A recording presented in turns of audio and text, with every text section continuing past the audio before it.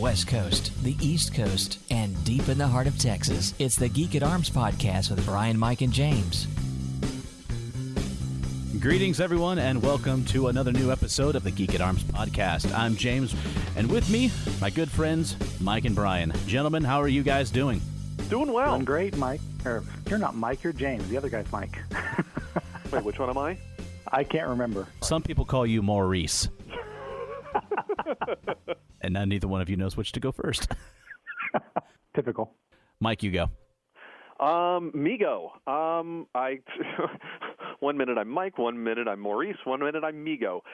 Yeah, I'm doing pretty good these days. Harrowed, busy, but running and still alive, so not going to complain. Cool. Bryan, you? Fairly good. I'm getting evicted soon, so my entire apartment is full of boxes. Nice. I say yeah. in a semi-sarcastic, but that sucks type of way. Well, you know, I thought it sucked at first, but they're paying me for the privilege of evicting me. There's a rent control ordinance that says they have to give me $10,000 to move out. Whoa! I'm not broken up about that. That's like 12 days worth of rent in Los Angeles. Yeah, I know. At first I was going to just more in the fact that why? What did you do to get evicted? I mean, come on, you can keep the stereo down. You can not plug the bathtub and leave it running all day when you go to work. There's something that you can do to avoid this, but no, this sounds like I would put even money down that whatever it was Oculus Rift related. Well, you know, if they were going to evict me, it probably would be because of that. I had to tie my light fixture higher to the ceiling because I kept smacking it. He downloaded this awesome virtual reality piñata program. Right. But no, they're just they want to remodel the building, and so they gave us a choice. We can put you in a hotel for 3 months, or we can give you several $1,000s to move out. And I said, well, I wanted to move out anyway because I can't stand having this little 4-inch deep sink and a mini fridge instead of a real kitchen. So I'll guess I'll let you pay me to do it. Yeah, that was pretty much it. Oh, cool. Excellent.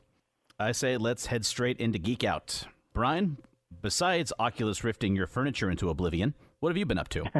Well, I have been spending the last 2 or 3 weeks knee-deep in cybersecurity.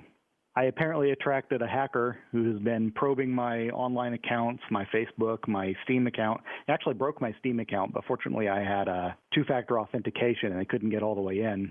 And so I kind of panicked a little bit and, shields up, doing everything that I can to harden my online presence, secure my bank accounts, do everything that I can to make sure that I am just not vulnerable to a determined hacker. Yeah, Joy showed me that you had sent us the request so that both she and I were to verify that you were you on Facebook in case something happened, to which I replied, who is this Bryan? Right. Facebook has an option where if you get locked out of your account, you have some trusted contacts that you can call them or email them or whatever, and then they can give you a code to unlock your account. But it's pretty easy for someone who's trying to crack your account to guess who your emergency contacts are. They look at people you interact with most frequently, and they get your family, and then masquerade as you and try and get that unlock code. So I made sure if it's me, you're going to hear my voice. Don't trust an email. Yeah. I just feigned ignorance on who you are. I figured that's the safest way. Right, yeah. And the chances of me actually locking myself out of my Facebook account are pretty small. I'm kind of on the ball in keeping my credentials straight, but that doesn't mean that somebody else couldn't try and fool you. The whole world of cybersecurity actually is a fascinating one, figuring out the ways that someone could attack you and trying to come up with solutions. What's not cool is when you're having to do it out of necessity. Yeah. Right. Well, the fortunate thing is anybody who's attacking you is working at a disadvantage because they don't know what accounts you have. And so it's really easy to stay ahead of them because you already have all that information and they have to try and guess it. So once you realize, there's something hinky going on, it's not really that big a deal to get out ahead of it as long as they didn't crack something high value first. Like if they'd gotten into my email account, I'd be sunk. There'd be nothing that I could do to recover from that. We'd be on this podcast right now going, Bryan, your voice sounds different. But fortunately, the very first thing they managed to attack successfully was my Steam account. And I admit my Steam password was weak, so it was probably pretty easy to crack. But I did have the two-factor authentication, so they weren't able to lock me out of that and buy a whole lot of games with my credit card or anything like that. Cool. Yeah, I'm really advised against using the 1, 2, 3, 4, 5, 6 password on Steam. But that's the same combination on my luggage. Well, I was using the same password there as I'd used on several other websites, and I think like Target or somebody, one of those ones that had a breach. Oh, yeah. Contained that password. But it's so inconvenient because I use a browser extension password manager, which I shouldn't admit that on the air, but it's out there. Anyway, and my password manager doesn't have any way to connect to Steam, so I can't just like hit a button and say fill in my incredibly difficult to remember password. So I used a weak one and one that I use frequently there. But knowing that I had a weak password, I also turned on the two-factor authentication, which Steam's is good. Not every website's two-factor is good. Just as a general hint for our listeners, if your two-factor authentication sends messages to the same place as your I forgot my password link, that's not good two-factor authentication because that means somebody who has your phone has everything. Yeah, that's true. Yeah, I have absolutely nothing sent to almost absolutely nothing sent to my phone because even though I always keep this thing as close to me as possible, I also know how often I lose things. And this was another reason why, for years, I refused to get a smartphone because I knew that people who have them do business on it, whether it's personal business, whether it's actually work business, but your information, your passwords, accounts tied to your money are connected to your smartphone. And that just worried me to no end. And so I just didn't want one. The most technological phone I had was a Samsung that was a slider, slid up to get to the, had a keypad there so I could at least text well. And that was it. And it wasn't until after Michaela was born that we saw how handy they were. Here's the thing that did it. It was the camera on a smartphone. How easily, with one touch, boom, there's the camera, and take a whole bunch of really high-quality digital photos as quickly as I could press my thumb. And because we had a cute little baby, and she does something cute, you want to take quick pictures, and by the time you get the camera, take the lens cap off, turn it on, and she's fallen asleep. Or spat up on herself, or done both, all of the above. Well, I mean, I think that's one of the things about these smart devices that tempts us into doing things that aren't smart, though, is that we have, say, an iPhone, and we're sitting in a coffee shop, and we want to check our bank statement. This is an exact recipe for disaster. And I was actually sitting next to somebody in a Starbucks when I used to be doing my college adjunct work, and somebody was asking about connecting to the Wi-Fi, and they asked me what it meant that this wasn't a secured connection. And I said, well, you're on an Apple device. You're getting onto an unsecured network. I just wouldn't log into my bank on this. And she said, oh, but that's exactly what I'm doing. It's like, at this point, you're telling a person on an unsecured network, I could, if I was so inclined and had the motivation, monitor the next person who logged in to grab your password for your bank. But you'd think that a person on an Apple device at Starbucks would be safe because that makes up the vast majority of their clientele. And if a person with an Apple device can't trust the Wi-Fi at Starbucks, then honestly, who can you trust? Definitely not the person at the Starbucks next to you. That's a good point. And you've also got to be worried about the people at the Starbucks across the street. Right. You're right. Well, my advice after doing all of this research is set up a separate email account that's just for banking. It doesn't touch anything else. No other website gets that email address, and it's not on your phone. That's smart. Tech tips from Geek at Arms. That's right. So that's what I've been immersing myself in, that and Skyrim. Yes. Well, it sounds like you've also been dealing with a lot of personal protection for your Geek Out. Funny enough, I have too. Oh, have you? Well, yeah, but kind of in a 15th century kind of way. You bought some more armor? I actually didn't buy any armor. It's funny. I made a post about this on the Geek at Arms Facebook page that there was a new translation of Fiore coming out. And I just could not help myself. I didn't have a print copy of Fiore, and I was reading through Vadi, who was another European martial artist, another swordsman. Sidebar, Mike.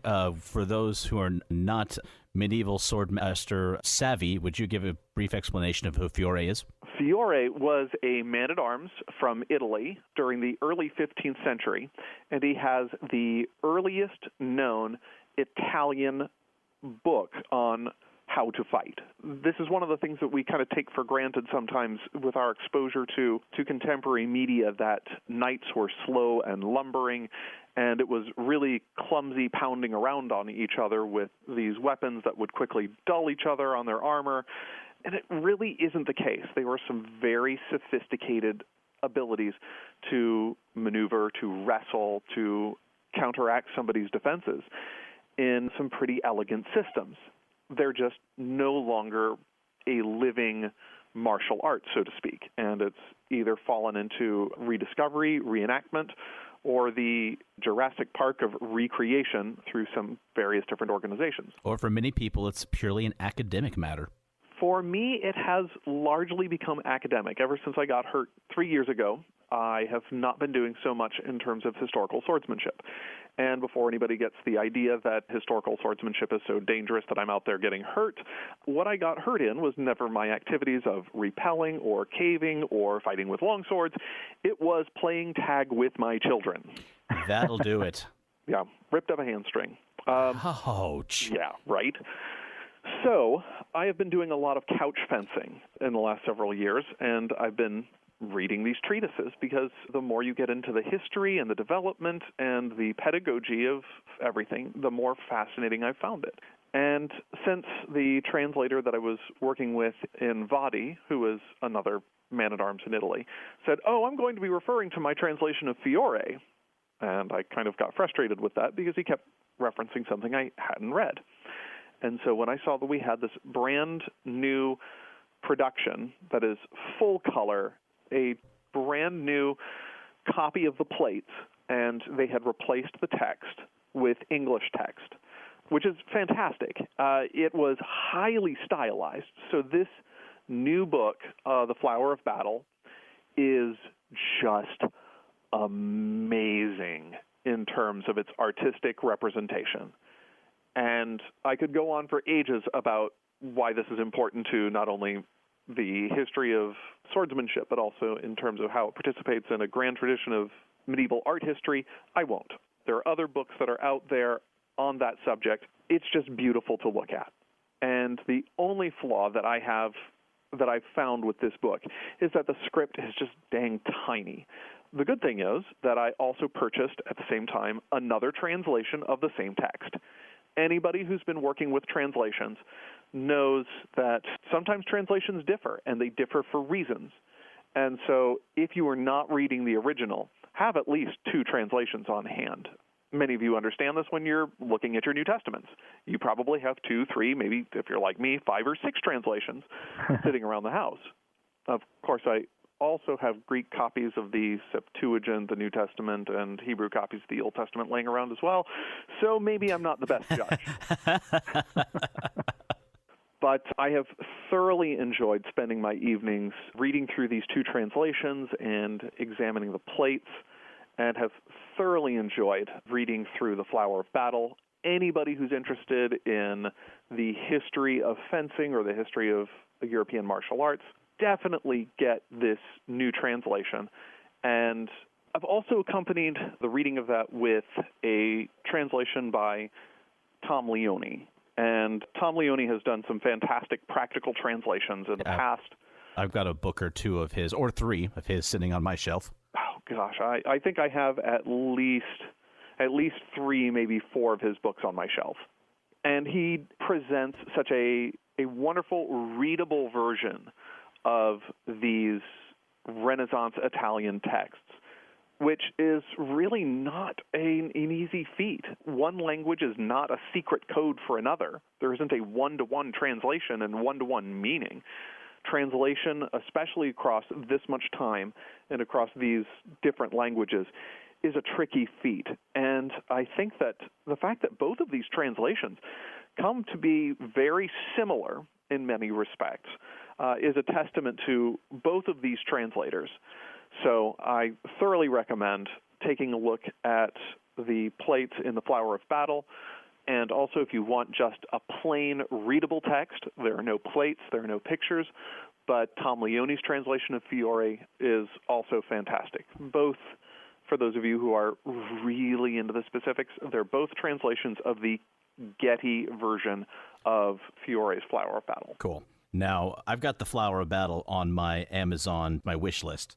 So hopefully sometime in the next few months to year, I can pick that up. Oh, you want it more than you know you want it, James.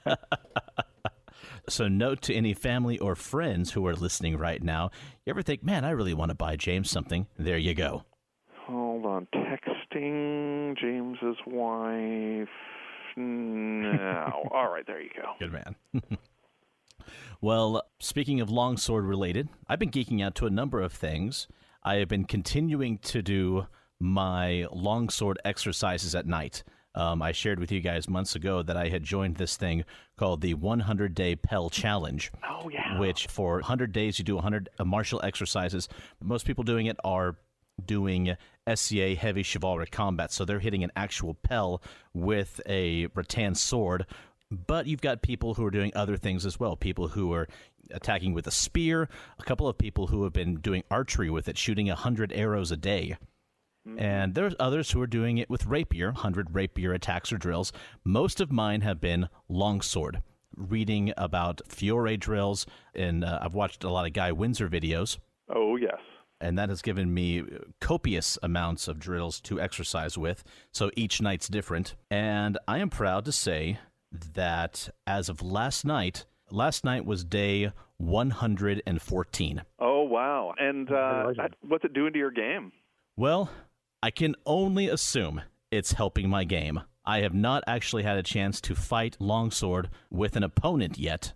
Because of my schedule, the number of fighter practices I've made it out to has been few and far between.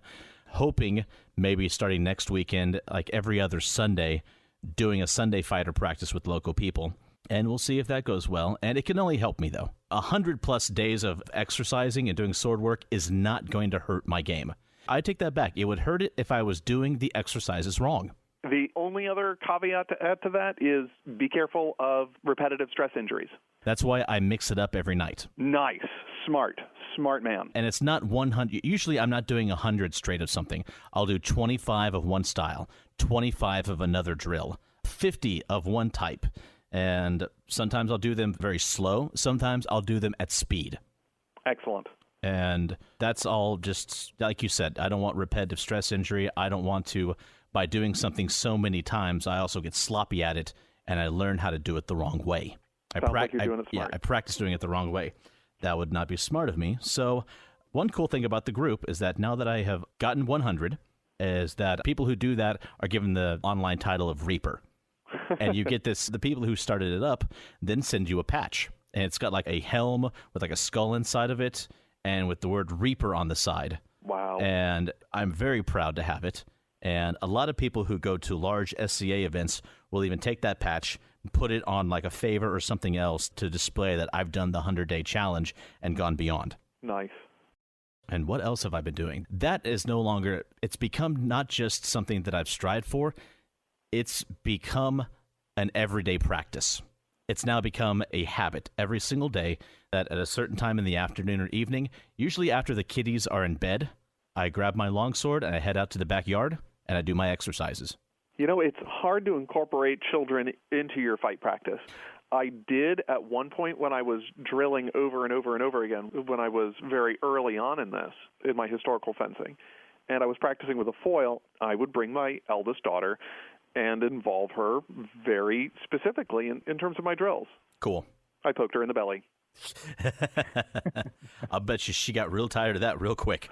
No, it's kind of funny because every time I would poke her in the belly with my foil, I would blow a raspberry. So, you know, as it's touched, there's like, well, I got a dagger one time for Christmas, and as soon as I unwrapped it, she was a toddler at that time.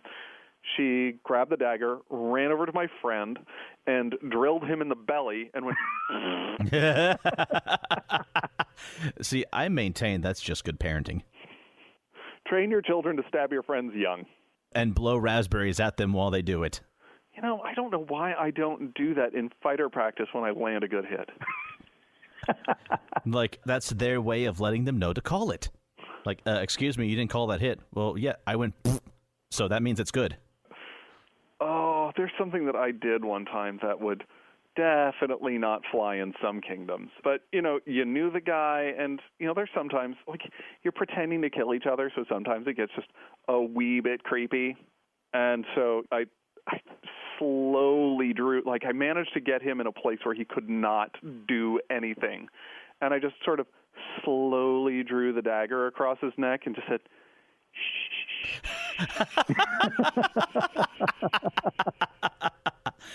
That is evil and creepy. I love it. Oh, my gosh. He did it right back to me the next fight practice. I thought it was golden. As is fitting. So, yeah, the 108 Pell Challenge has been good. So, right now, when I get done today, it'll be round 2, day 15. As Michaela calls it, when I do my sorting for the night. Like, Daddy, are you going to go do your sorting? Yes, I am. Which I think is a perfect term for what we do. So, there's that. What else? As I posted on the Geek at Arms Facebook page, I got in Shakespeare Munchkin, which just looks like so much fun. Of course, I've got it in, and I haven't had a chance to play it yet because I've been too busy. You've been too busy sorting. I've been too busy sorting. But at least I have it now. It looks like a lot of fun, and I cannot wait to try it out. And once I do, I will give a full report here.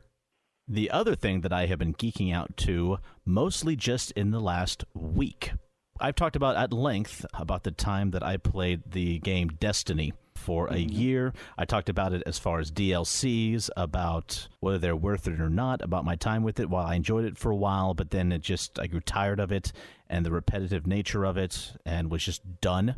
And I think it was at the beginning of September, Destiny 2 came out to great acclaim, people playing it religiously. I looked at it and thought, you know, I'm not going to give this a try yet. The memory of Destiny 1 is still fresh in my brain.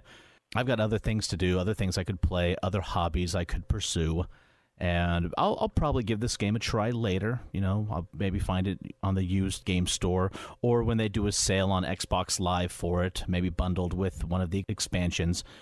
And that got thrown out the window because a good friend of mine here, we got to talking, we were hanging out last weekend, and he told me he was going to buy himself a new Xbox, and he had played PlayStation 4 for years, but he got rid of the PlayStation 4 when he started his master's program. Reasonable. Very reasonable, and I thought very wise of him.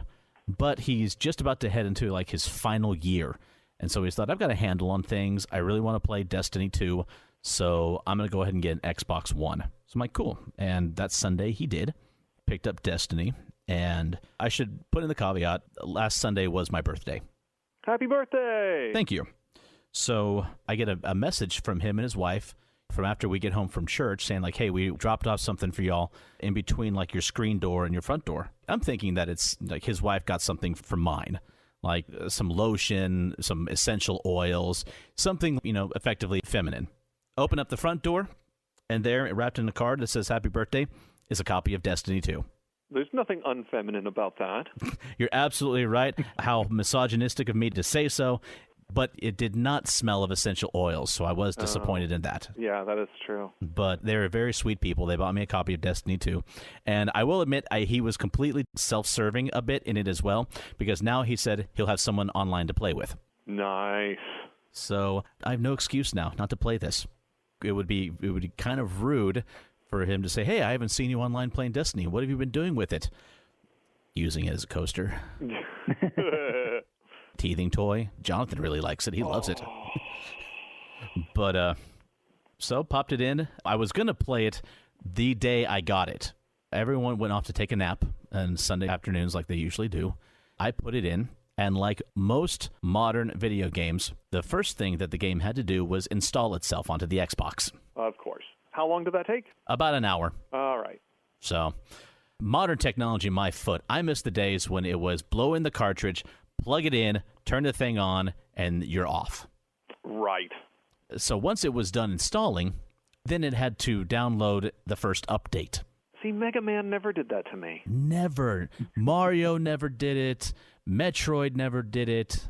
But, we complain all we want. That's the state of things. Well, you know what? Get yourself an Oculus Rift and download that Hangry Bunnies game I've been talking about that my friend made. It installs in 10 minutes, and then you're going. Nice. And it launches in 5 seconds.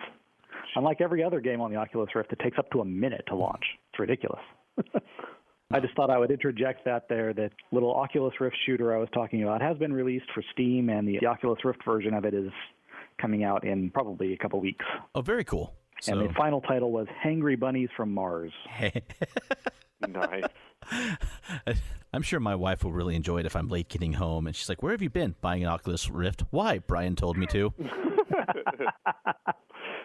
I think that if my wife called me and said, why are you so late getting home? And I told her that it was for buying an Oculus Rift, I would probably find the lock changed when I actually got here. Good news. You don't have to go home now. So Destiny has been enjoyable.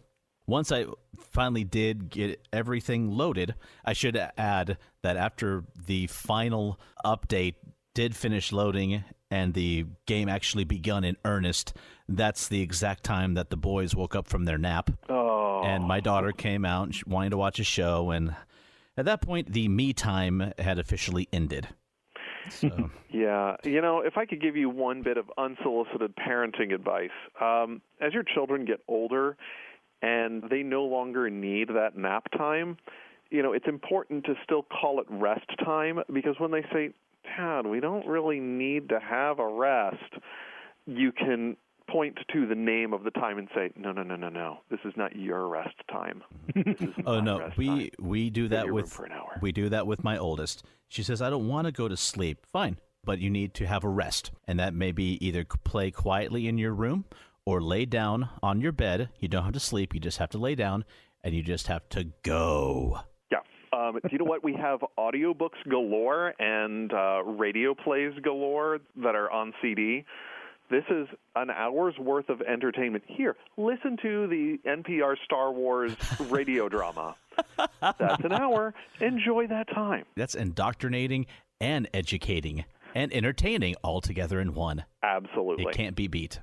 But once I finally did get to play Destiny, it was fun. The gameplay is slightly different, but similar enough, so it felt like I was just sliding right back into it. Very little learning time. And the thing which has impressed me the most has been the changes that they made in the area of plot and how it impacts your playing the game. The first one didn't have so much of a plot. It had more of a plot-shaped object that you just kind of shot your way through. This time, it's a fully fledged out and realized storyline with an actual enemy, and the stakes actually feel real, and the characters that you interact with. Okay, let me put it this way. You had other characters in the game, NPCs, that you interacted with, but it just kind of felt added on. They didn't feel real. You felt like that you were interacting more with the game, just using these things as avatars, not as actual fleshed-out characters. This time, that's completely changed. And I thought it was a shame that they did it that way in the first one, because two of the characters that you were interact with heavily were voiced by Gina Torres from Firefly and Nathan Fillion. No way. Yes. Now, between Destiny 1 and 2, the people at Bungie who made the game realized exactly what they had in their hands in the matter of a character voiced by Nathan Fillion. It took them a while, but they finally did. One of the last expansions that they came out with for the first Destiny heavily relied on his voice acting. Nice. And it was the best expansion of them all. It was the one that actually made it feel like a legitimate game. And he is used heavily in the trailers and quite a bit of the story for Destiny 2. And that's exactly what they should have done when you've got someone like Nathan Fillion voicing a character. Awesome. And along with that, something that they added, which I think is integral to the plot, which wasn't around a lot in the first one, but that was having a sense of humor. There have been numerous, I wouldn't say hilarious, but humorous moments throughout the game. And a couple which literally made me laugh out loud. I had to remind myself that, okay, it's 9:30, 10 o'clock at night. I have to keep my laughter down, otherwise I'm going to wake everybody. That will end your me time real fast. Yes, it might end my life if I wake up my children at that time and my wife has to help put them back to sleep. I have a feeling that it will be your wife putting you to sleep in an ultimate sense. Yes. Well, then let me ask you a question. Does Destiny 2 have the same sense of this isn't a finished game because we're expecting expansion packs as the first one did? No, it does not. That's good. And I'm very thankful for that. No, at the moment, I'm really enjoying the storyline. I've enjoyed what they've done with the game mechanics, and I can't wait to play more. Once you hit a certain level, like the highest level that you can get your character to at the moment is level 20. But you can still increase the character's power through different types of armor or weapons or upgrades. Once you get to 20, like I'm about, I think, halfway through the storyline. But even beyond the storyline, once you keep growing and you hit level 20, a lot of other gameplay options open up for you. Similar to things like World of Warcraft or other MMOs, is that there are also weekly raids that you can go on, face big bad guys for bigger rewards. There are adventures, and each of these, instead of places on Earth, there's a large area of Earth that you can go out and explore, but there's also Saturn's moon Titan is one of the worlds you visit, Io, and other worlds that have been terraformed within our solar system, and that you go and you do adventures and shoot up bad guys and aliens on. A lot of the areas that you go to are very open world, and according to the people at Bungie, there's a lot of hidden areas that are open for exploration as well, and I like that. Let me put it to you this way. After a week of playing this game, I am just as thoroughly entertained, if not more, than I was through the entire playthrough of Mass Effect Andromeda. That's high praise from you. I can't believe those words are coming out of my mouth. I can't believe it took you this long to mention Mass Effect Andromeda again. I'm trying to forget, with distance comes healing. It said after I beat the storyline, I haven't touched that game since. Oh, wow. I haven't done any of the multiplayer. I haven't felt ever since the announcement came out that there were going to be no DLCs for the storyline, and anything extra that came out was going to be for multiplayer only. Nope. Washing my hands. I think I'm done. You have a sense of closure then. Yeah, whether it's a sense of closure that I like or just kind of I'm left shaking my head and putting my hands in my pockets and walking down to the street while the end music to the Incredible Hulk plays in the background. That might Lonely be too... piece of newspaper floating by in the foreground. Exactly. That might be too dated of a reference. No, it's not. That's perfect.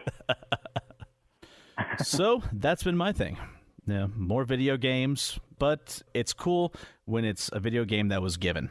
So video games, sword fighting, and hopefully soon, Munchkin Shakespeare. All right. Yeah, give us a report when that comes out. I will do so. Well, when you get to play it. Yeah, exactly. So I had a topic that I wanted to share with you gentlemen and our listeners. It's a bit more serious than some of the lighter fare that we discuss on Geek at Arms, but it's one that is very relevant and can also be a source of geek research and enjoyment. We've all seen and we all know people who have been affected by the events down in Florida and in Texas, the hurricanes that have been happening, and it's touched a lot of people's lives. So one thing that I thought would be good to discuss, because this can be a very geeky subject, because you can geek out about anything these days, and we've proven that point here on the show, and that is the research in the building of a bug-out bag. Yeah, I've seen this come up in geek circles a number of times, and it's one of the things that I've always wondered. I mean, a lot of the subjects that do come up in the show, okay, there's this fascination with the medieval man-at-arms, there's this fascination with video games and very techy things. The bug-out bag is something that comes up many times in geek circles, and I've always kind of wondered why. I mean, that intuitive connection isn't necessarily there. So what makes this a geek subject? A lot of the games that we play are very dystopic in nature, whether it's a zombie board game, a survival video game. I mean, that genre is prevalent in so many of the things that we play and watch. And how many times have you been watching a show in which some disaster happens and the characters do something that you think, okay, that is just ridiculous. If you just take 10 seconds and stop and think, you would come up with a better solution to your problem. And so I think, can't speak for you guys, but that's how I experience things a lot. Like, No, just stop and put some underwear and socks in the bag before you take off and run away from the zombies. You're going to want them later. Exactly. And that you don't have a costuming department. You're going to want to change your clothes. Okay, so what I'm Right, hearing and you so- say is that these are like the post-apocalyptic imagination that we put into with some of our niche interests wind up having crossover into reality, where we fantasized about disaster happening, but then there's also the real thing that sometimes does happen. I mean, I've had family members that were affected by these hurricanes and so forth, and so when the real thing happens, there is the crossover where we can say, well, if this thing was real, or if there is something that is real, with a little bit of imagination and preparation and a little bit of thinking ahead, we can put something together that might actually have some real application. Which leads me to the reason why I started researching this subject to begin with. Okay, what is that? Well, back in 2012, we were still living in Colorado Springs.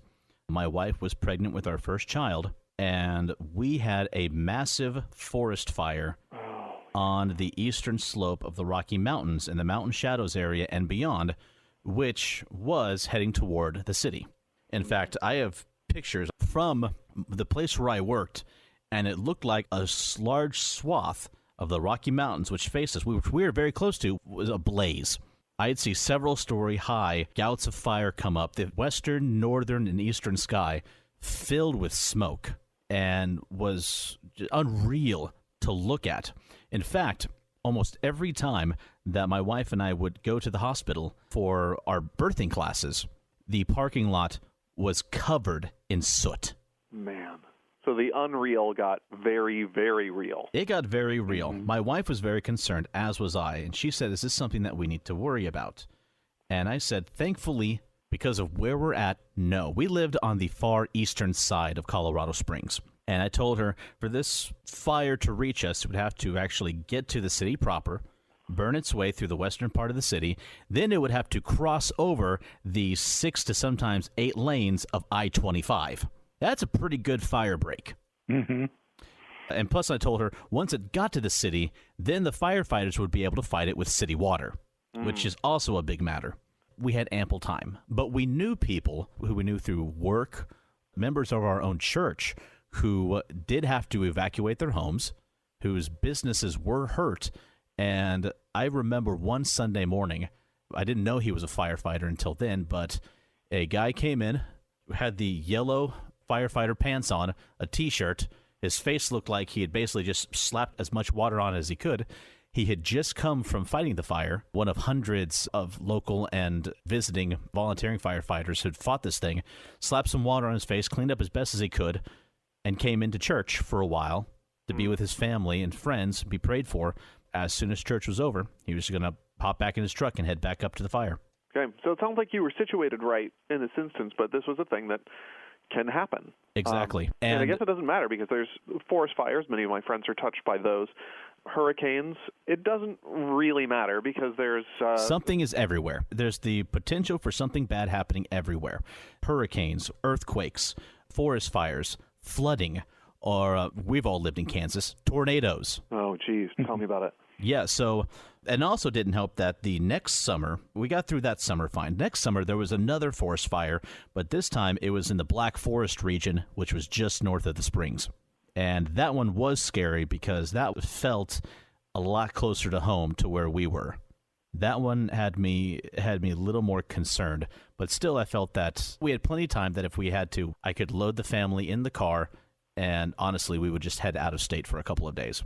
Okay, so if I literally had a friend who was in a position where everything was fine, but everything could change in 2 minutes. Yeah. Like within 2 minutes, there could be an evacuation, and you are going to have to go. From both of those, I heard stories of people who were told, you're not on the evacuation list yet, but you are on the voluntary evacuation list. And in case something gets bad, you want to keep listening to the news or the emergency channels. Well, I'd heard stories of people who went from voluntary evacuation to mandatory evacuation to get in your car, get out now in a matter of minutes. Okay, so you've got those minutes. If you've got the bug-out bag ready, You tell me. You've done the planning. What's in it? Well, like I said, it's meant for you to be able to grab, throw in the car, and for about the general assumed number is 3 days, 72 hours, you're good. You've got supplies to get through it for a number of things. So I did a lot of research, and the first thing that you want to do is research backpacks. If you don't have a good bag to put all this stuff in, the point is moot. So I've looked at several brands, and some that I like are 511 Tactical. That's one that you can order off of Amazon. You can get at most hunting and outdoor sports stores. We're actually currently using a 511 2-day deployment bag for our diaper bag for the twins. Makes sense. Because no diaper bag we found was looking good enough, and with all the stuff we'd have to put in there for 2 boys, this thing was going to get heavy. So I'm like, what if we just got a tactical bag with covered in MOLLE gear? And MOLLE is a type of webbing that is over most military-style backpacks that more pouches and other compartments can be added onto it. Nice. And we special ordered a couple from NASA, the NASA store. We got a Gemini patch and the Gemini mission patch. And then I had some custom camouflage name tape with our last name put on there as well on some of the Velcro. And so that's worked out great. 511's a great brand. One that was recommended to me by several friends in the military is the brand SOC Sandpiper of California. My good friend Chris, who has been a career firefighter in the Air Force, most of the bags that he uses when he is on deployment are SOC brand, and he's told me dozens and dozens of other men and women in the Air Force and Army and beyond use SOC for their different styles of bags that they have, for the versatility of them, and general hardiness. And they're not that expensive either. You can find them for a decent price on Amazon. So once you've got the bag, you need to look at the stuff that you need. And some of it's pretty no-brainer. Some of it is things that, you may not use it, but it's good to have it. And the great thing is that, thankfully, dozens of people have researched this as well and put together their own lists and made them available online. Now, some of these range from, it's a small disaster, you're going to go stay with friends for a few days and then head back to your home when it all blows over, to the video games and movies were true, it's the end of days, be prepared to live in the forest or a burnt-out warehouse. Okay, that sounds like infrastructure collapse is probably not what most of us are looking at. So, I mean, when the rubber hits the road, you got to leave town and either wind up in a shelter 150, 500 miles away, who knows. So I plan mine around, me and the family are either going to be at a relative's house or a Red Cross shelter or something like that. Okay. As thousands of people found themselves both in Houston and Florida. So let's start off with and I'll go through these quickly for the sake of time. I'm also going to prepare a list, or I'm going to find one of the lists I found online, and I'm going to post it on the Geek at Arms Facebook page, and we'll even try to get it up on the website so that people can just use that as their starting point. Nice. So clothes, you're going to want, we talked about this earlier, you're going to want some underwear, a couple of pair of underwear, some socks, and it's recommended 3 pairs of both cotton socks and wool socks.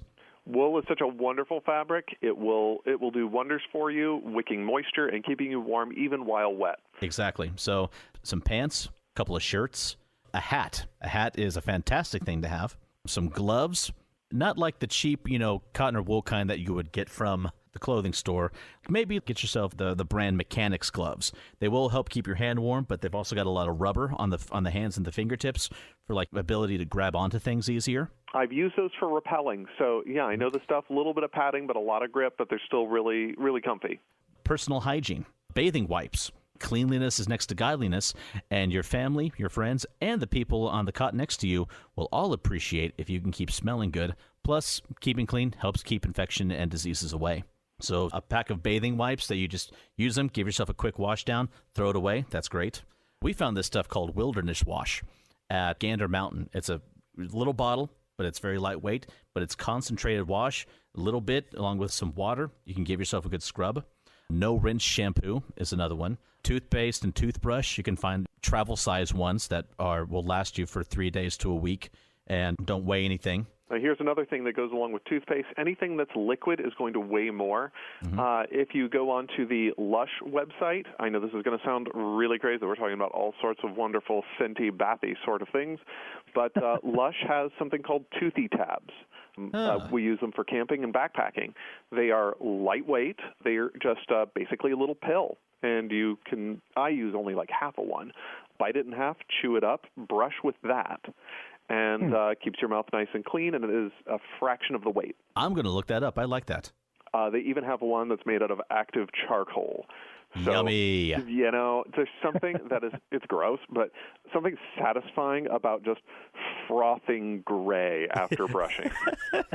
And looking to your loved one and going, are my teeth clean? You should try this thing out. It's just too much fun. I'm looking for this. So finally, something that you won't think about it at all, but when you realize you've got it, you'll be so thankful, and that is toilet paper. Yes. Holy and cow. I'm not talking about taking a couple of rolls of Charmin and shoving them in the backpack. No, you can actually find like small, compact, little prepackaged rolls that you can buy, lightweight, don't take up enough room, and will last you for several days. You'll be so thankful that you have it. Backpacking enthusiasts have thought this through in terms of lightweight necessities. Exactly. So let's move on from there to from personal hygiene on to outdoor, indoor, or just survival in general. Now, outdoor survival is something that I've had to think a lot about. My wife and I did a lot of outdoor activities, especially in our early marriage. Did a lot of wild cave exploration. We had joined some grottos. We did a lot of stuff, hiking, plenty of that. And my attitude towards the outdoors changed very rapidly one time when all it was a 2-hour day hike. We had some trail mix, we had water, we had a map, and everything was grand until suddenly it wasn't. Because it turns out that the map was crap. Things had changed. Weather patterns and a big flood had come through a couple of years ago, changed the course of the river or the streams that were coming through that area. The trails that were marked were not accurate anymore, and it wasn't advertised when we picked up the maps. And so about 6 hours into a 2-hour hike, and the sun is starting to sink, and that tick-infested cave that we had passed was starting to look really good as a place to spend the night. And fortunately, things ended well. I mean, we were sore. The dog was sore, but we walked out a 6 to 8 hour day, and we got in the car and we went home. But you finally found a path, or you found the proper way to go? We managed to run into what I could only assume was a Mennonite courting party, because you never see the conservative Mennonites looking so gleeful, like they're getting away with something, while they're holding hands with another member of the opposite gender, also looking coy and smiling to their left or right. So, yeah, I really think it was a Mennonite singles group. And we managed to... Please do not tell the elders. We only held hands for upon 3 to 8 seconds. And yeah, they were just a treat in every respect. And they were able to point us back to the nearest road, and we were able to take the road back to where our car was. But thinking about how to spend the night, or 2 or 5 in the outdoors, became something that was of interest to me. And one of the things that I think was important, especially as I was a youth pastor at the time, is sharing the love of the outdoors and sharing some of these learning experiences. Mm-hmm. And one of the things that I would suggest, if you're ever thinking about, oh, yeah, I'm going to pack this survival pack, well, great. Test it out. You're going camping. You've got your trash bags that you're going to turn into a tent. You've got your dental floss that you're going to use to string it up. You're going to use your duct tape for heaven knows what. Go ahead and get it planned out how you're going to spend the weekend, and test out your supplies when you know that the car is just around the corner. Ooh, that's a good piece of advice. Very good idea. And also, while you're doing whatever it's bug-out bags or survival packs, medication is something that you don't think about until you don't have it. Actually, I have that on the list. Awesome. You know, it doesn't do you any harm once you refill your prescription to take 3 to 5 of whatever pills that you may be required to take. Some things are for comfort. Some things are for necessity. If any of you are on strong antidepressants, make sure that you have those packed in your bag, and that you switch them out every month or every 6 months. Make sure you keep those current, because you don't want any aging antibiotics, any aging Especially antipsychotics don't. Because going on a trip can take on a whole new connotation. Right. Yeah. Most of my medications that I take regularly will keep me comfortable, will keep me at a quality of life. So, my tummy won't hurt. Well, I can live for a few days like that, and I'll not like it. But if there's something that you depend on, make sure that those are kept current and kept in your bag. Yep. I put on the list outdoor survival, but this is also, if you can use it outdoors, you can use it in a number of places as well. These things can have numerous uses. And for that, I've got started off with a pair of small, compact, but good binoculars. Something that would have come in handy for you at that time would be a compass for use with your crappy map. Or you might have had one. Did you have a compass? I am trying to remember whether I had a compass or not. If I had one, it's the sort of thing that I would have carried. But when you're orienteering is one thing, it'll keep you pointed north or south or east, whichever way you're going. But if the trails don't conform to anything that you're seeing, that's true. Then it's not a whole lot of good having a compass if you don't have something. You have to still know which direction you need to go. Exactly. Yeah. And like you said, if it was a horrible map and the landmarks weren't what they once were, then all that's doing is leading you, well, we know that way is north, but unfortunately north's the wrong way to go. Right. And if you're ever in doubt in that case, stop moving. Yeah. Sit down and hunker down and get noticed. So beyond the compass, I also have a couple of Mylar blankets. They're lightweight, they're disposable, but they could also save your life. A basic first aid kit, something that's beyond just some Neosporin and bandages. I've also got stormproof matches, a waterproof match container. The matches might be stormproof, but having one of those orange seal with an O-ring sealable containers to put them in or to put other things in, having something that keeps something waterproof, it's never a bad idea to have. Especially if it's prescription bottles work well for that. They do as well. But in case those give out, a fire striker kit. And know how to use it. Yep. Something that's got the little magnesium strip on there. Shave a couple of bits off with that. Get the flint and steel kit, and those can come as one cool little compact kit. Practice it, strike it off, you can have a fire real quick. It's small, it's very lightweight, and just having it is not a bad idea. Something else, a Leatherman, or some type of multi-tool. Multi-tools are great. It can be a necessity. And along with that, I put down, besides the Leatherman, also have a dedicated decent knife. A folder or a fixed blade knife. Fixed blade, yes.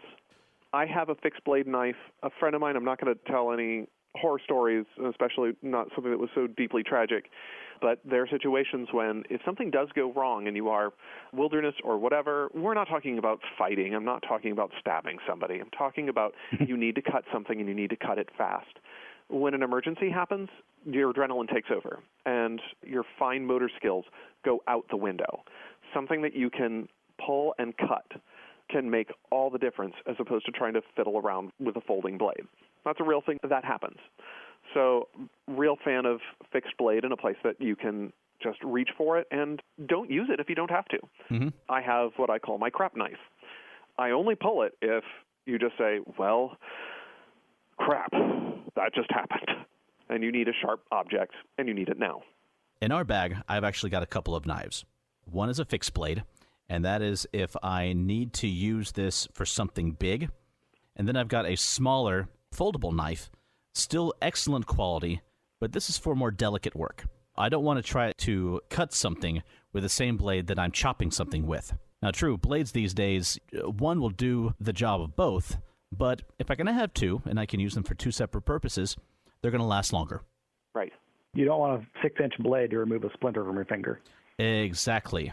In that case, you're more likely just to remove the finger. In that case, you'll be wanting to go back to your first aid kit. While we're on the subject of first aid kits, something that I want to put in there, actually I do put into my wilderness first aid pack, because I have not only the emergency pack, but there's also a separate first aid pack. Feminine hygiene products, not being silly, not being gross. There was a time when we found ourselves without any gauze in the house, and my wife and I have trained similarly in terms of our outdoors experience.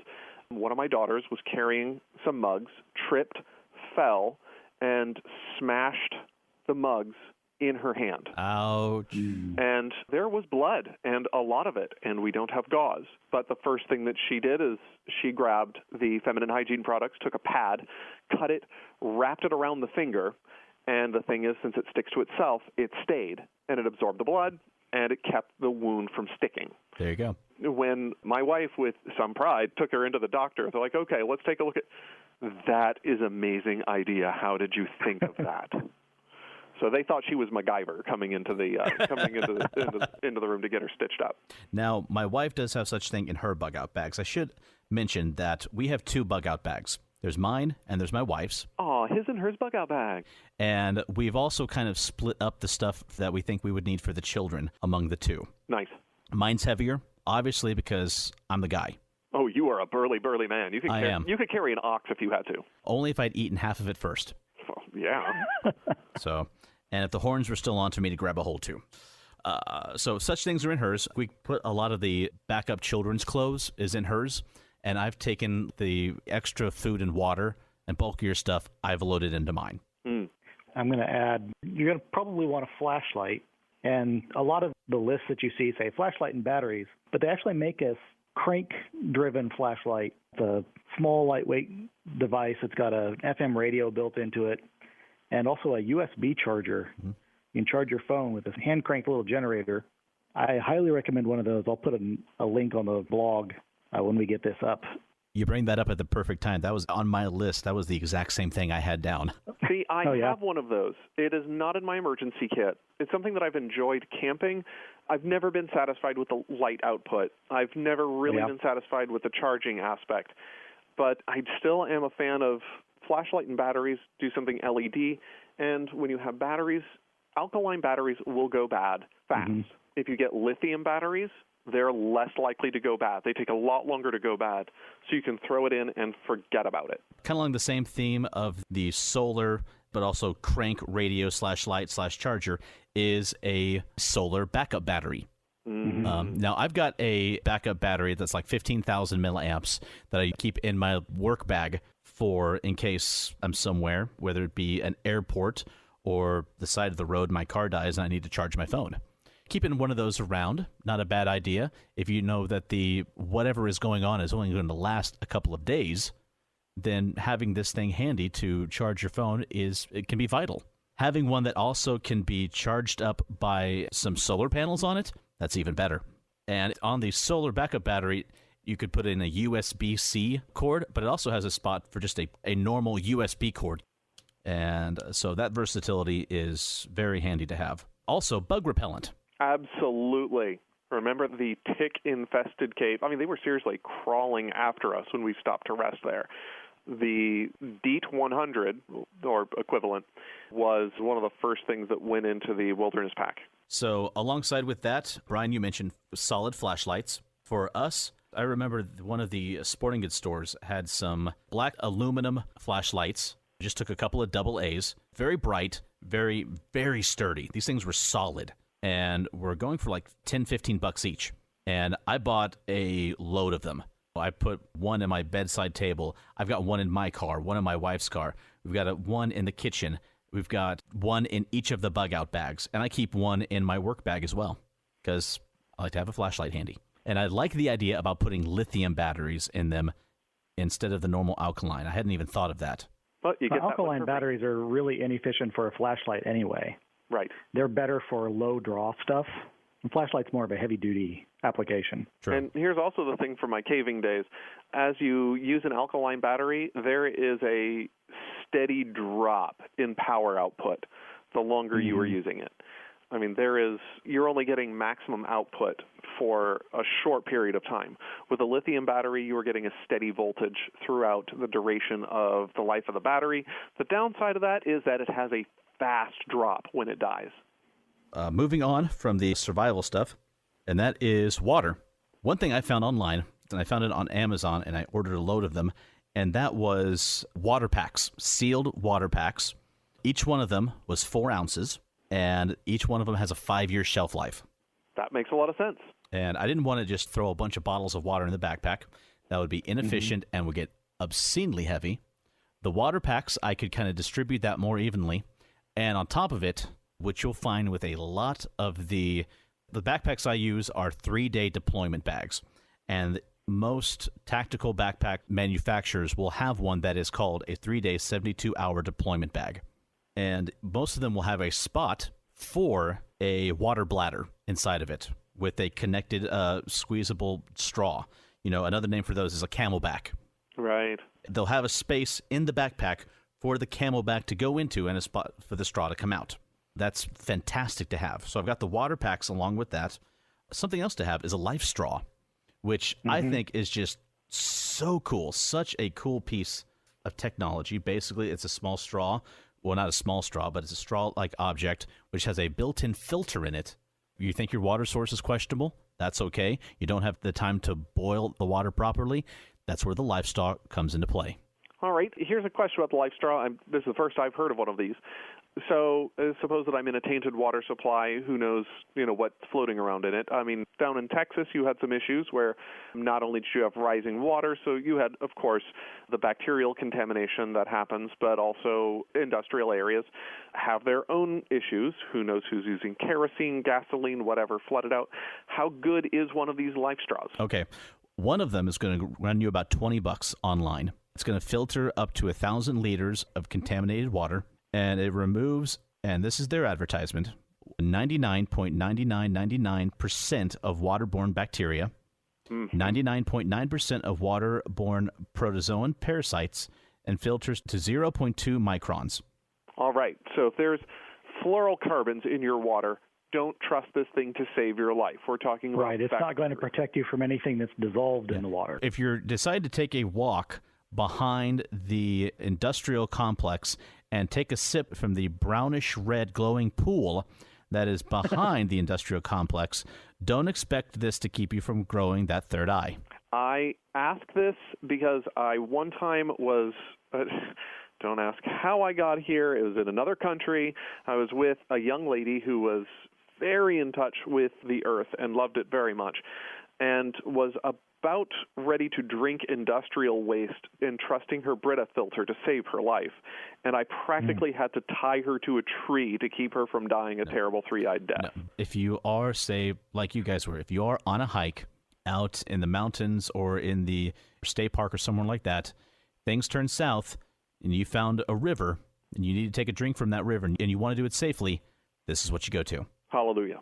Now, along with that, the life straw, once again, nice and lightweight, comes in a sealed package. Some water purification tablets. Absolutely. Small bottle, a couple of 100 tablets within it, can be a lifesaver. So there's your water. Now we head to food. Now, what I did for us, like I said, I've planned this around to where we're going to be hanging out at someone's house, maybe a day or two in the car, because we've all read stories of people who were in their car driving as part of the evacuation for more than 12 hours. That happened to my parents just recently when they were getting not nearly as far as they thought that they might when they were doing their evacuation route. So one of the first things I put in the backpacks are MREs, military-style MREs. And I've had several friends who have been in the military. Are these the tastiest things in the world? No, they're not, but they are available to the public so we can suffer along with them. And they're not really as bad as people make them out to be. No, they're absolutely not. The son of the firefighter in the Air Force, I would go out to airsoft events in Colorado with him and his two sons. And one of his sons would bring an MRE to eat for lunch. And he liked it just fine. I remember one of them, it was spaghetti and meatballs was in the MRE. They heat up in the package. And he also had crackers. He had like a peanut butter spread, had a bag of peanut M&Ms in it as well, and all sorts of stuff. And he said it tasted fine. And if you don't like to go the military style, there's also people do this for backpacking all the time. They have meals that are just add water, and they're ready to eat. My wife, actually, when she goes backpacking with her friends, she likes to get pretty fancy with it. She'll make her own just add water. She'll get curry powder, coconut powder, and make all sorts of rice noodle dishes, zip them up in Ziploc bags, and it's just toss it into boiling water. Perfect. There are a lot of different options for these sort of things, and many of them are purchasable online. Yep. One of the ones that I went with for our home, besides just the bag that you can grab and head out the door, say power goes out in the house. We had this happen a couple of years ago when we didn't get as much water as, like, say, Houston did, but the Dallas-Fort Worth region, about 2 years ago, the month of May was a month of solid rain. It rained every single day for hours. And because of that rain, because of the flooding, a lot of neighborhoods went without power. So I bought a box of Mountain House dehydrated meals. You heat up some water, and for that part, I have a camping propane stove. Nice. And I always keep an extra can of propane at the house. Right. Here's some of the flavors they had. Well, not flavors, but meals. Mountain House beef stroganoff and noodles, chicken teriyaki and rice, granola with milk and blueberries, beef stew, lasagna, chicken noodle soup. That's perfect. We keep it for home, but I could easily put this in a bag and take this on the go. Something else to think of, and most people don't think of it, but this is a solid fork and spoon. Mm-hmm. And not the type that you just take from the silverware drawer, or in a pinch, those will do. Don't take plastic. And for heaven's sake, don't buy a spork.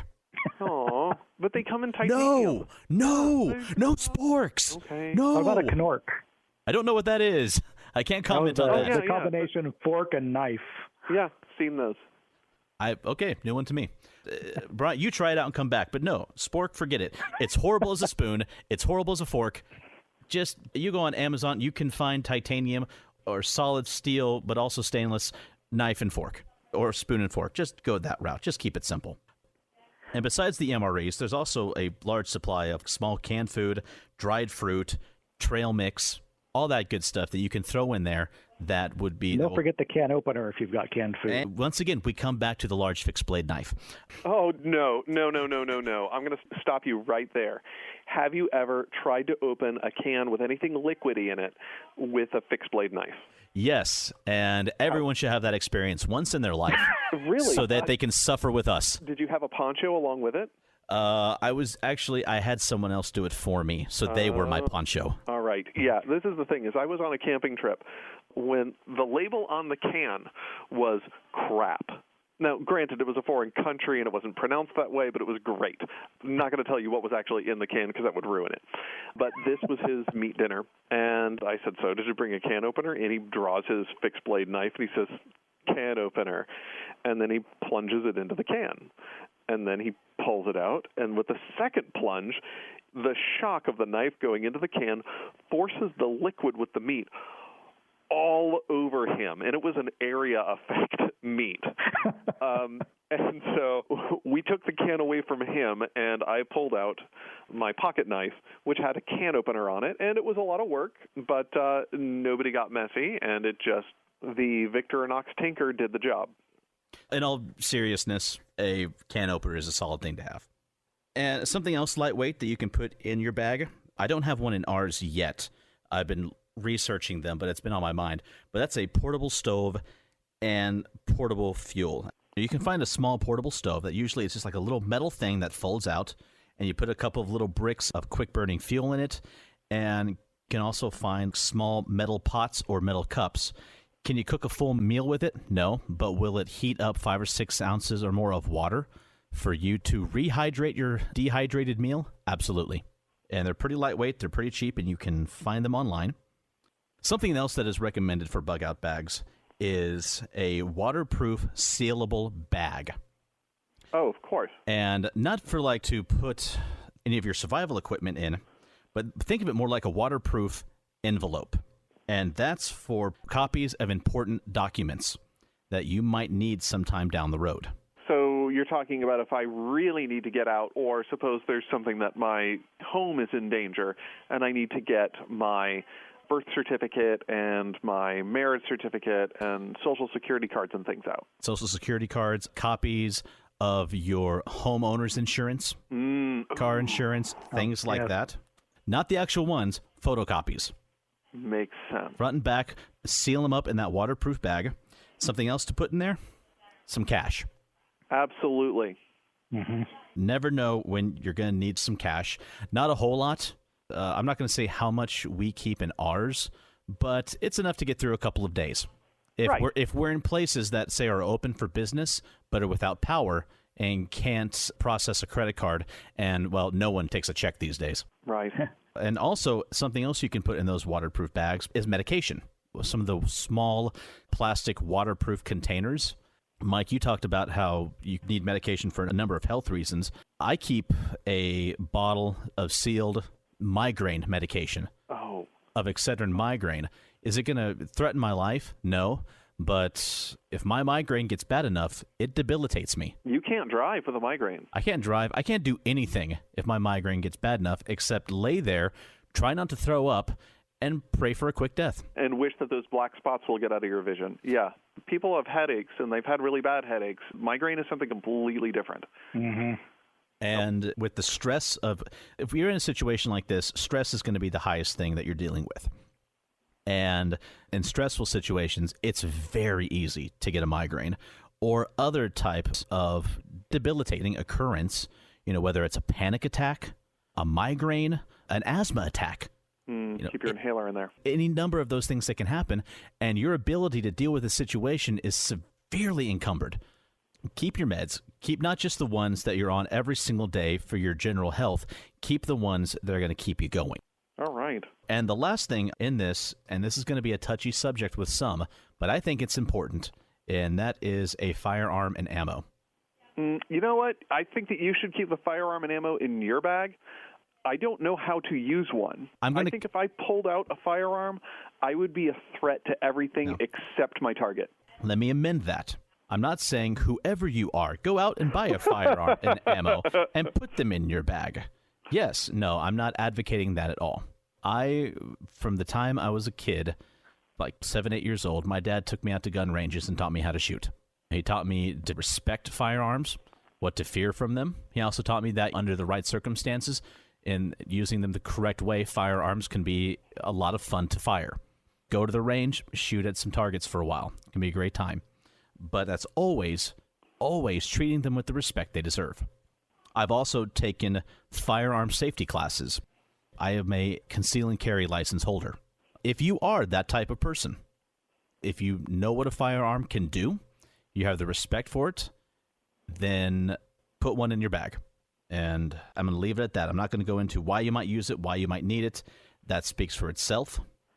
But I would like to add, if you are a family man like yourself and you've got a firearm in your bag, make sure that the bag is somewhere where the kids aren't getting to it. That is true. That is very true. If you're going to spend some time at your friend's house and you just kind of plop the bag down on the bed and somebody's 4-year-old wanders into the room where they usually sleep, accidents can happen. But if you're a responsible individual who's going to keep track of things that have the capability that they do, then just make sure you keep track of the things that have the capability of doing what they can do. So treat it keep like your head screwed on right. If it's in the bag, then treat it like if it were at home. Be aware of it. Be safe with it. Be aware of who's going near it. And like you said, be smart with it. And don't loan it to Mike because he does not know how to use one. Don't even tell Mike that you have it. Everyone will be happier that way. Oh, my gosh. My wife is so anti-gun. If I brought one home, she'd shoot me. And she would, as you're lying on the ground, she'd go, see, I told you. This is why they're dangerous. Guns don't kill people. Kaja kills people. Yeah, she does. Now, one more subject I want to add to this list, and that is the geek list. Because I've read a lot of lists that were compiled by survivalists, by military personnel, and one of the things that every single one of them adds is a means of distraction. Not distracting from the important things like where am I going to sleep? What am I going to eat? How am I going to drink? What am I going to wear? What's the situation going on around me? Oh, no. If you're taking shelter somewhere, there is going to be a lot of time doing nothing. Exactly. And they said, while you're sitting there doing nothing, you need to keep your mind occupied. The thing that the guy who I worked with a lot in terms of developing a respect for nature and developing a survival bag and training with it, one of the first things that he puts into his survival kit is one of those pocket New Testaments. Perfect. Because he's going to have a lot of time to do nothing, and that's right there. Mm-hmm. And if things are going bad, we can't all just rely on our Kindles to get us through 3 days. Oh, no, there's something happened. I forgot to charge my Kindle. What will I do? Well, that was why I mentioned that crank charging flashlight with the USB port on it. If I charge this thing for the next 2 hours, that should be enough to get me to chapter 2. But you'd be surprised at how fast and how easily a Kindle charges. They don't take much juice. Thankfully, they don't. But beyond your Kindle, which I would probably grab anyway, because thankfully the batteries on those do last a while, some things that you could throw in your bag, especially as a geek, that are lightweight, are simple, and will provide you with several hours of distraction, entertainment, and a much-needed respite from the stress of the situation. Number one, and this is something you should have in there anyway, is a decent pen or a couple of pens and a pad of paper. Oh, absolutely. You never know when you need to write something down, whether it's emergency information, where you're at, what you're doing, leaving a note for someone, or there's several games out there which can be done starting with a pad of paper and something else I put on the list, a set of dice. Whether it's a batch of D6s, whether it's a D20, some D10s, whatever, you've got another element that is lightweight and doesn't take up any room. And along with that, I had the idea, inserting inside of the pad of paper, why not print out some generic blank character sheets? All right, so you know what you're doing when you're landing at your friend's house. Exactly. When, whether you're at your friend's house, power's out, or you're at a shelter and you've got some people around you, you pull out the character sheets, you pull out your dice, your pad and paper, says, all right, who wants to go on an adventure? You get in that sort of situation, and suddenly, with that much of nothing to do, Grandpa is suddenly interested in rolling up a character. So, tell me about this dwarven mage. It's like, well, he's cranky, he's nasty, and he could probably fell a bear with his bare hands. Like, well, that's kind of like you, Grandpa. So you'll fit right in with this. Something else along with that is, I don't think about it that often, but there are a lot of games and a lot of hours can be spent using a deck of simple playing cards. There are a lot of games that come out of exactly that. From the lists I researched, one of the first things they recommended putting in there was a deck of playing cards. Oh, gosh. I'll tell you, when I was stuck in Bucharest, Romania, I had enough currency on hand for a few days to eat, and I had some extra to spare. So a deck of cards is what got me and my, at the time, fiancé through a very, very long waiting period until the next round of rabies injections. Fun. The card playing, not the rabies injections. Oh, yeah. I thought that story was going to end with you being chased by the mob out of Bucharest. Well, if the mob is a pack of wild dogs... Well, the mob did come after him, but he said, can I interest you guys in a card game? I even thought, Bryan, for me and you, not saying that we'll be in an emergency place together, but what if I throw a couple of decks of Magic cards in there? But I wouldn't be able to put many, because you start getting into multiple decks, you're not so much weight, but space is being taken up. Absolutely. And I'm like, want to play Magic? Sure. Oh, which color do you want to use? The red or the red? I don't know. 2 or 3 decks of Magic cards gets really boring after a couple of days. I mean, it's not like you can exactly switch games with Magic the Gathering. Yeah, so right. That's why I decided... I think the standard cards are a better idea. That's why I decided not to do the Magic cards. But there are the things I would include for distraction. Anything you guys could think of that could be thrown in there? I mean, for my survival pack, I've actually got a small pocket survival guide that is as much a reminder of when things go to crap as at least I've got something to read to keep my mind off of things. So it's really my mental distraction is just a book on the same subject. Along those same lines, my entire concession to Y2K was to purchase a copy of the U.S. Army Survival Manual. And that's got some really excellent color plates of edible plants in the back that I think is probably worth carrying the book all on its own. But we mentioned the Kindle a little earlier, and in addition to being, a source of entertainment, put 1,000 books on that thing and never run out of stuff to read.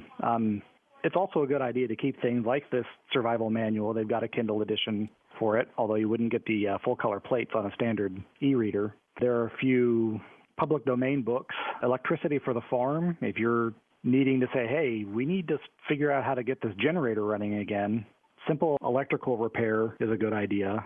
The Foxfire Americana Library There's actually originally a lot of magazines published by one of the Appalachian Societies, and it's got all kinds of useful, this is how you do things when you're in the wilderness and you don't have electricity and you don't have running water. And those are also available as ebooks, or you can buy collections of the printed books that are very useful. Medical reference, the Merck Manual is the one that's recommended usually that will help you diagnose and treat fevers, common maladies, not something that you would necessarily need a hospital for, but hey, we don't have our regular resources. The Merck medical reference is excellent for that. And again, ebook. And the advantage to having the Kindle and the means to charge it is you can carry thousands and thousands of pages and not add any weight. In terms of purely geeky things, I think probably the playing cards and a set of dice covers it for most things, although I would probably omit the dice because the cards can be used for dice rolling as well. Randomized number generators. Yeah. Right. You attack the orc. What do you roll? I got a jack. I don't know. What does that mean? I kid. And I'm prone to looking at a little bit more high-tech gizmos and gadgets. I mentioned that hand crank radio, flashlight, solar-powered USB charger, which I have not purchased one of those yet. I want to kind of try it out before I say, yes, this is the best thing since sliced bread. But it's a good idea at any rate. And a life straw. You can also get a little hand-pumped water filter if you need to do something other than just sucking the water directly into your mouth. If you need to put it in a cup, you can get a pump that's pretty much the same thing. It takes up a little bit more space. And yeah, I did want to say one more thing about food. I'm in Southern California where everybody is vegan and health conscious and crazy. Don't err on the side of getting something that's super nutritious for your emergency food. You actually kind of want junk food. You want something that's high in calories and lightweight. You're not trying to make sure that you maintain the nutrient balance in your body over these 3 days. You're wanting to make sure that if you need to run, you have the energy to do so. You need all the calories you can get. Right. One thing I did forget to mention, and I think it's kind of geeky, is a good length of paracord. Nope. Oh, yes. Nope. No? No? Nope. Done with paracord. Tell me why. Dental floss does so much. Okay. Because here you have lightweight, compact, and it's at least, depending on what brand you buy, 10-pound strength wire or 10-pound strength line. All you have to do is double, triple, quadruple, quintuple it up, and you've got as much tensile strength for whatever you could possibly use it for. That's compact and cheap. But I don't want my temporary shelter smelling of mint. See, this is why we've had this bone of contention, because I want a temporary dwelling smelling like mint, and you don't. And that's why we have to maintain separate residences. This is why we didn't room together. That we didn't know each other This is why we back had to buy 2 tarps. This is why we had to buy 2 tarps. You know, that actually is one area that I forgot to mention, and that is sleeping in shelter. Contractor bags. Yeah, contractor bags are good. What else? A small tent or tarp, sleeping bag, blanket. All those things are going to add weight, but you can get some pretty small but simple sleeping bags that can be attached to the outside of your backpack fairly easy. And if you are at a shelter or someone's house, something goes bad, having a simple sleeping bag can be a great comfort. You can sleep in it, or you can open it up all the way, and that can be your ground mat. Any number of things can be done with it. And you and I will have to contend on the whole paracord thing. I think the stuff's just incredibly useful. I have like a paracord bracelet around my arm right now that I really like, and the stuff's really handy to have around. See, and this is also one of the reasons why you bring up the paracord is because it can be used for just so darn much. Yeah. If I wanted to, I could even make myself a hammock using this thing. You know, I think that gets to the heart of whatever it is that you put into a bag. Think dynamically about the materials that you have. It's not about having a thing for every occasion. It's about having things that are versatile, things that you can use for multiple things. Yeah. And it's about imagining the properties of what you have on hand and how to apply them to your current problem. This was a different situation, but same principle. We were in the middle of Harvard Square in Cambridge, Massachusetts, our fair city, and something happened where one of the girls pulled away from me, rotated her arm in a weird way the same time that she did. She was very young. I felt give and a pop, and the child grabbed her arm and screamed. Dislocated her shoulder? We didn't know what it was at the time, which was kind of important to how we proceeded.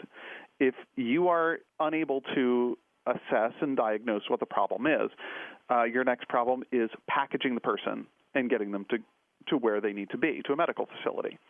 Well, what I did is I went across the street to the out-of-town news, bought a cheap newspaper, folded it into a U shape, and I had a spare dress in my backpack because they were young enough that kids would soil themselves with all manner of things from either the outside in or inside out. Oh, I'm very familiar with that concept. And so with this spare dress that we threw over the child and put their arm in the newspaper splint and tied it over the shoulder, the child was then able to be packaged and taken to a medical facility where she was no longer screaming. It was stabilized and more comfortable. It wasn't a matter of, oh my gosh, I need a splint and sling. Where do I get a splint and sling? It's, what are the properties of the object I have on hand, and how do I use them to my maximum benefit? Be prepared to think dynamically of what you put into your bag and allow yourself to use them to fit the situation. Mm-hmm. If it can do one thing, that's great. If it can do two things, better. If it can do three things, that's the best. Exactly. So we could talk about bug-out bags, the things that we would put in them and the situations that we would use them in for easily another hour. But, Bryan, you had something that you wanted to discuss that you told us about online, which I thought was really cool. Yeah, lately we've been seeing a lot of revivals of franchises that we enjoyed as kids, the Thundercats, Voltron, Ninja Turtles. And I was just wondering, which ones have you guys seen? Which ones are you excited about? Which ones just fail epically? Oh, I could go on with this. We need like 3 shows for this one subject. Well, how about we just pick one each? Okay. And keep it kind of short and simple since we went so long on the bug-out bag topic. You know, I could just touch on Voltron real quick. Oh, you're taking mine, but go ahead. Please go. I'm sure that our experiences are going to be very different, though, so I want to hear what you have to say. Okay. I stumbled across Voltron on Netflix, and I'm like, no way! I'm just like, okay, Kaja's gone to bed, the kids have gone to bed, I'm going to turn on Voltron. I'm like, oh, wait a minute, this is something new. Huh. That's interesting. And so my kids found that this is something I'd recently watched. I'm like, oh, hey, Dad, they've got this show. And I'm like, oh, that is cool. Check this out, though. One of my friends gave me a Chromecast for my birthday a while back. Nice. So why don't I find on YouTube, why don't you check out The Real Thing as it was in the 80s? And I throw the first episode of Voltron up. And I swear it wasn't the same show. Even my daughter looked at me like, Dad, the pacing of this episode is really weird. And I'm like, yeah, I heard that they cut this up and that it was different from the Japanese. Do you know what? Hold on, let me see. Oh, this guy has the Japanese on his YouTube channel. Let's just see what that first episode was like. And I did that, and within the first 3 minutes, Voltron ripped something's head off, and there was a lot more cussing in it than there was in the American version. And so the retro revival was a little bit more awkward with my youngest in the room. So, that was eye-opening. I think I want to watch a few more episodes of the new Voltron and see how that goes. To also touch on Voltron, I loved Voltron when I was a kid. Heck yeah. I got first exposed to it when I was like 6 years old, I think. It was your first exposure to lead paint, too. Yes, and it was my first exposure to anime. I really hadn't seen any Japanese anime. Voltron was my first. And I don't remember the cussing and the ripping off of heads, but then again, Voltron wasn't being shown on any stations in Kansas, but I did get to see it when we would visit family in Texas because there was a channel that had it on in the afternoons. And, I mean, come on, 5 giant metallic lions that combine to form a giant robot warrior. Forget about it. That's every 6-year-old's dream come true on the screen right there. It intuitively makes sense. Yeah. So, and when I saw that Netflix was reviving the show, I was like, okay, this could be fantastic, or it could be a inglorious train wreck. Which was it? Fantastic. Awesome. I've enjoyed watching it. My wife has loved it. And, well, if Joey likes it, I'm all for it. Yeah. They just finished and posted the 3rd season on Netflix. It's wonderful. I can't say enough good things about it. I haven't watched any of the old 80s episodes in forever, so I tend to think of them as probably better than they are. You talk about pacing problems and everything. I don't think I'm going to go back and watch any of the old ones because I want that memory to stay rosy. Yeah, keep those glasses. Those rosy-colored glasses look good on you. One reason I think that the new show is so excellent is that it's being done by the same studio that did Avatar: The Last Airbender. Oh, holy cow. Yeah, fantastic humor, beautiful animation, progressive plot lines, wonderful character development. I can only recommend, if you got Netflix, and this day, who doesn't, go check it out. So, Brian, what about you? Well, I guess that kicks it to me then. I have been enjoying, and I haven't watched any of the cartoon, but the new Ninja Turtles comic books. I was a gigantic Ninja Turtles fan when I was a kid. You hear about a revival like, oh, this is just going to ruin my memories of my childhood. But the new comic books are actually very good. They're a lot more comprehensible, I guess. The stories are more well-written than the original Eastman and Laird comics were. And don't get me wrong, I loved the Eastman and Laird stuff, and I was really sad when they stopped writing. Well, they were half done as parody. Well, yeah. But the new comics are just really, really well done. The art is beautiful. They took the things that worked from the cartoon show and the Archie Comics version of the Turtles and threw away the stuff that didn't. I mean, the Foot Ninjas are not robots. Nice. That was just ridiculous. Clang? Did you say Clang? Right. But the colored face masks, which in the Eastman and Laird comics, they all wore red. And, of course, the only way you could tell the difference between them was their personalities and which weapon they were carrying. Well, and they started that way. And in the very first printing, you couldn't tell the difference one way or the other. They were all true, because it was black and white. Yeah. Now, question, in the Eastman and Laird, the big bad that everyone equates to Teenage Mutant Ninja Turtles, their ultimate enemy is the Shredder. Mm-hmm. In that original comic run, wasn't he taken out in the first issue? Oh, yeah. Yeah, he died in issue 1 and then revived in issue 10. And then they fought him a couple times from 10 to 21, and then they killed him again in 21, except there were 3 of them. It was very confusing. Then it got weird. And then it got weird. It wasn't weird till then, but it was after that it got weird. Right. And the funny thing is that you both are telling the absolute truth. Yes. There's no sarcasm in that statement. But in any case, I've really enjoyed the comic book revival of Ninja Turtles. I need to watch the cartoon show because I've actually got a friend who was a texture artist for it. Oh. Mm-hmm.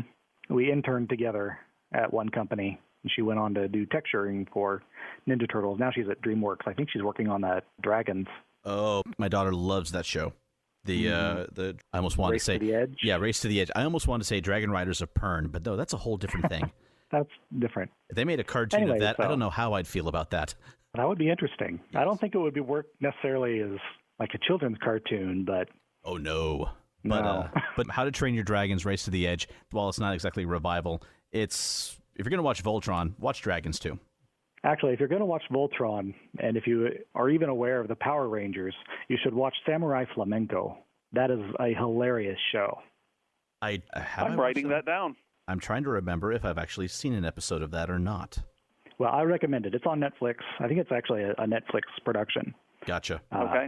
And it's just so funny. And I think that's all I had to say. Cool. I like this. I think this should become a repeat spot or repeat bit. What do you think? All for it.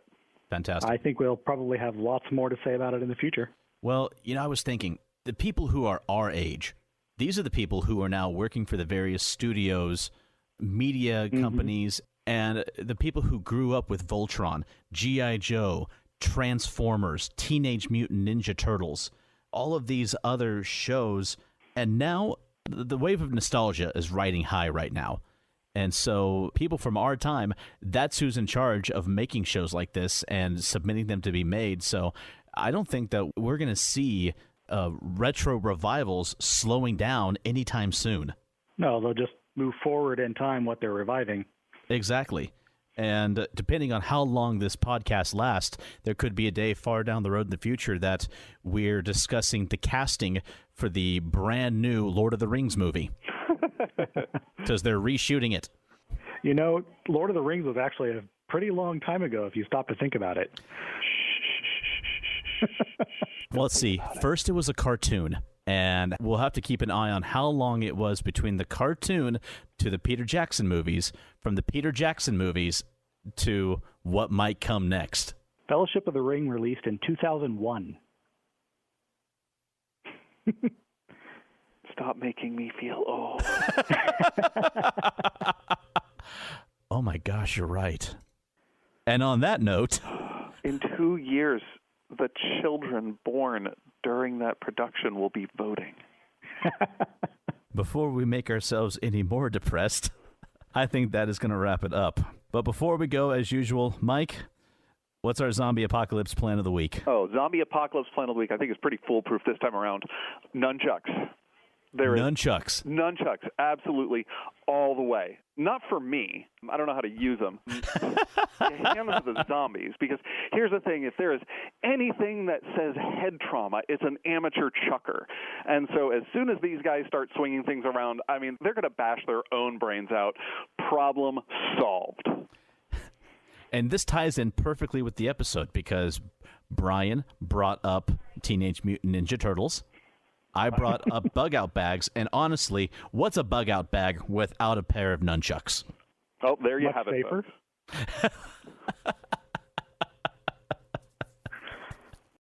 And on that plan and that unhealthy recommendation, that's going to wrap it up for us. Thank you all for listening in. From all of us here at Geek at Arms, be safe, be blessed, be geeky. Thanks for listening to Geek at Arms. Music for this podcast was provided by Incompetech.com. For more, check us out at Facebook.com/Geek at Arms. Give us a like and maybe even subscribe to us on iTunes.